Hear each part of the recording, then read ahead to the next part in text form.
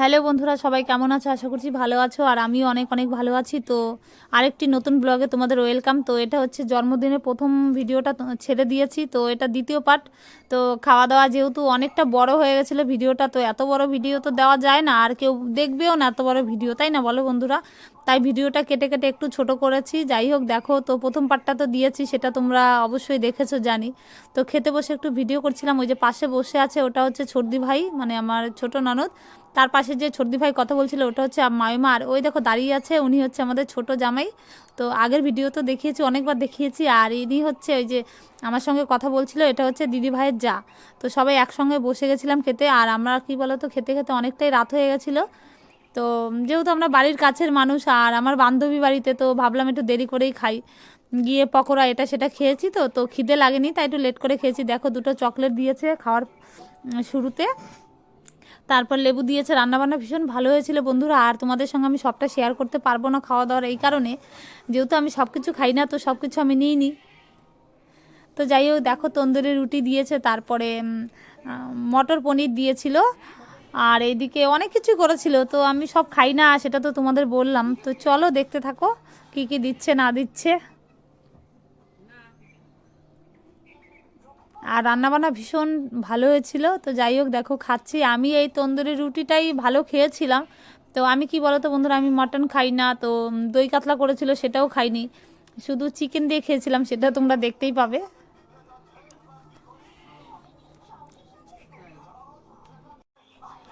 যাই হোক বন্ধুরা, তোমরা দেখতেই পেলে আমরা খেতে বসে গেছি। আর ওইদিকে ছর্দি ভাই, আমরা সবাই একসঙ্গে বসছি, আমাদের ছোটো জামাইবাবু আর আমাদের ছোটো বউ আগে বসে গেছিলো। তো মেয়ে, যেহেতু ছোটো মেয়ে বায়না করছিল, ঘুমিয়ে পড়ছিল, তো বললাম তুই আগে বসে পড়। আর অনেক লোকের আয়োজন ছিল, 500-600 লোকের আয়োজন ছিল, এর জন্য খাওয়ার জায়গাটা একটু ভিড় পড়ে গেছিলো। তো আমাদের একটু লেট হয়ে গেছিলো রাত্রে খেতে। তো দেখো, ছোটো জাইমু আমি ক্যামেরা করছিলাম বলে একটু হাসাহাসি করছিল। আর কি বলো তো বন্ধুরা, একা হাতে ক্যামেরা ধরে আবার এইদিকে খাচ্ছি, আমি একা সবটা তোলা তো সম্ভব না, কেউ একটু ক্যামেরাটা ধরে দিলে ভালো হয়। তো তবুও ছর্দি ভাই যা একটু ধরে দিয়েছিল মাঝে মাঝে, যেমন আমাকে একটু একটু মাঝখানে দেখতে পাচ্ছিলে। তো কিছু করার নেই, কি লোক না থাকলে কি করবো বলো। এদিকে ছর্দি ভাই, ওই যে আমি দেখতেই পাচ্ছ, তো বললাম না ক্যামেরাটা একটু ধরে দিয়েছিল, তাই আমাকে একটু দেখতে পেয়েছো জায়গা মতো। তো আমি বললাম ক্যামেরাটা অফ করে দাও। আর এইদিকে এটা হচ্ছে আমার মাসি শাশুড়ি, আমাদের বাড়ির পাশেই বাড়ি। আর এই মাসিটা কি বলো তো বন্ধুরা, আমার মতোই মাসিটা অনেক কিছু খায় না, যেমন মটন খায় না, তো চিকেন খায় না। আর একটা ভুল হয়ে গেছিলো, কি বলো তো বন্ধুরা, যারা খেতে দিচ্ছিল না তারা ভুল করে মাসির থালায় মটন দিয়ে গেছিলো। তো মটন দিয়ে গেছে, পরে মাসি একটু রাগ হয়ে গেছিলো যে আমি খাই না, তুমি কেন, ওদের ভুল হয়ে গেছে জিজ্ঞাসা না করে কেন দিল।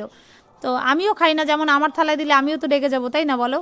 তো যাই হোক, ওইদিকে দেখো, এইদিকে খাওয়া দাওয়ার পরে চলে এসে, আর এটা হচ্ছে আমার এক মামি শাশুড়ি। তো দেখো, গোপাল ভাঁড়ের সঙ্গে ছবি তুলছিল, আর আমাকে বলছিল, ইয়ার্কি করছিল যে শুধু খাওয়া দাওয়া করলে হবে, ছবি টবি তুলতে হবে না, একটু ভিডিও করো।